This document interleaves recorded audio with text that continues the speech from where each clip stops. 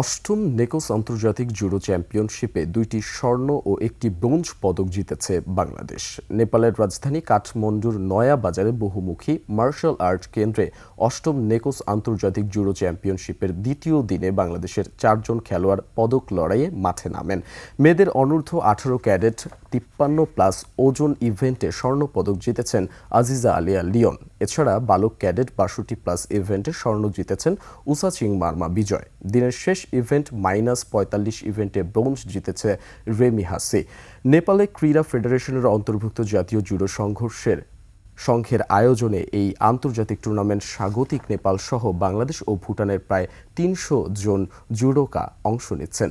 আজ বাংলাদেশ দলের আরও ২ জন খেলোয়াড় পদক লড়াইয়ে নামবেন। বাংলাদেশ দলের মোট ৬ জন বিকেএসপির খেলোয়াড় এই প্রতিযোগিতায় অংশ নিচ্ছেন।